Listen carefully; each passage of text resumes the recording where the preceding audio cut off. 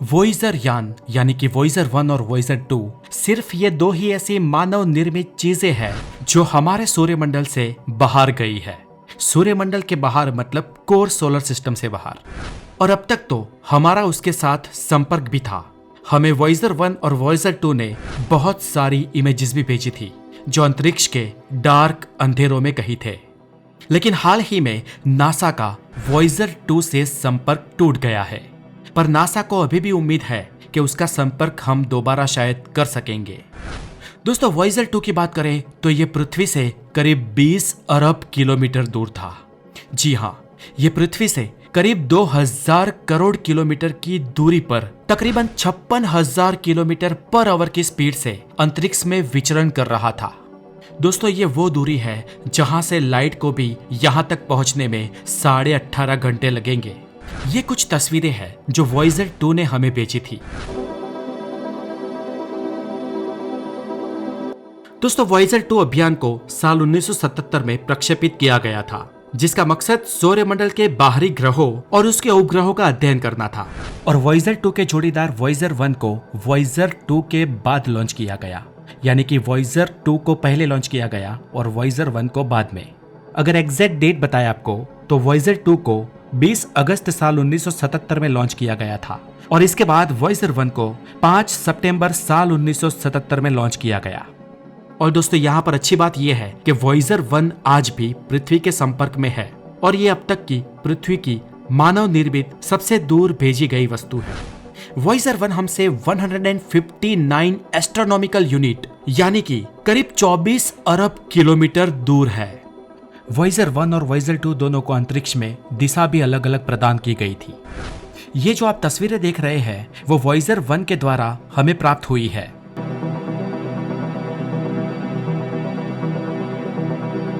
और अब बात करें वॉयेजर 2 की, तो वॉयेजर 2 ने आज तक बहुत सारी उपलब्धियां हासिल की है। उसने गुरु, शनि, यूरेनस और नेपच्यून जैसे ग्रहों की हमें रियल तस्वीरें भेजी है।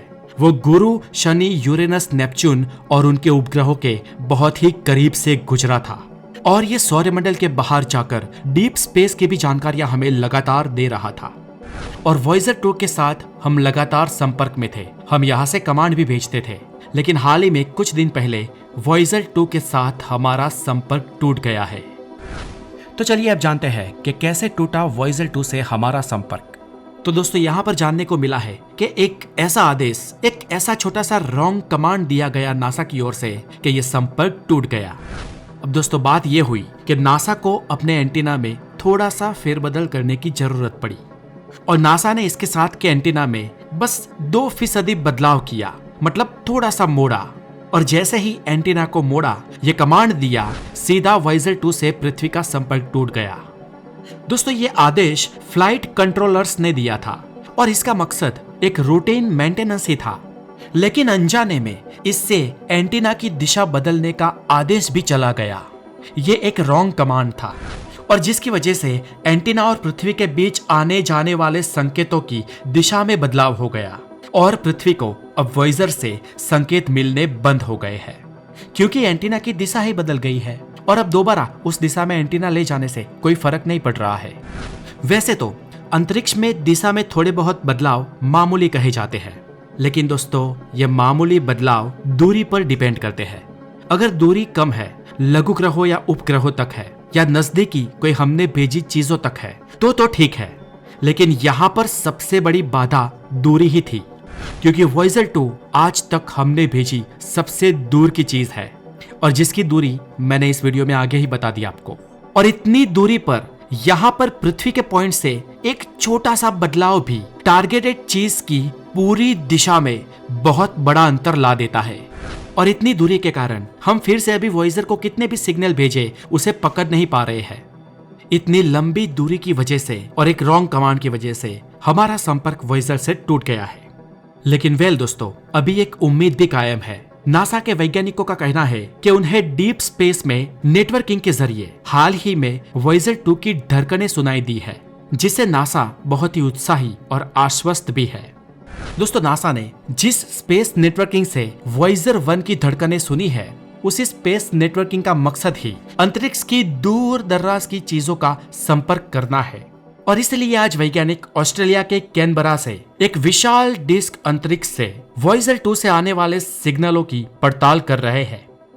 लेकिन यहाँ पर लगातार निगरानी बनाए रखना संभव भी नहीं है। फिर भी माना जा रहा है कि शायद आने वाले अक्टूबर तक वॉयेजर 2 से शायद फिर से संपर्क जोड़ दिया जा सकेगा। पर दोस्तों यहाँ पर ध्यान देने वाली बात यह है कि ये काम घास में से सुई खोजने के बराबर है। पर फिर भी नासा को अभी ये उम्मीद है कि उसका संपर्क वॉयेजर से हो पाएगा। शायद अभी तो नासा कैनबरा के एंटीना से वॉयेजर को खोजने का प्रयास कर रहा है, लेकिन अगर ये प्रयास निष्फल जाता है तो नासा को अक्टूबर महीने तक इंतजार करना पड़ेगा और अपने स्पेस सिस्टम को रिसेट करना पड़ेगा।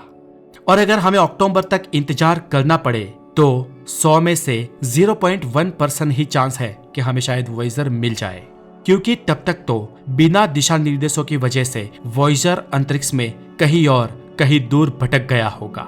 फिर भी दोस्तों अभी भी एक उम्मीद तो लगाई ही जा रही है कि वॉयेजर 2 से शायद दोबारा हमारा संपर्क हो जाए। और अगर ये होता है तो नासा के लिए और मानव सभ्यता के लिए भी ये बहुत बड़ी उपलब्धि होगी, क्योंकि वॉयेजर 2 के अभियान की समय मर्यादा साल 2026 तक बढ़ा दी गई थी और तब तक हो सकता था कि वो हमें अंतरिक्ष के कुछ बहुत ही गहरे राज बता पाता।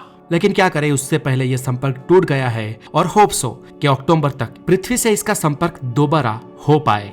वॉयेजर 2 हमसे दोबारा जुड़ जाए, ये हम इंसानों के लिए, इंसानियत के लिए बहुत ही जरूरी है, क्योंकि ये हम धरतीवासियों की पहचान है।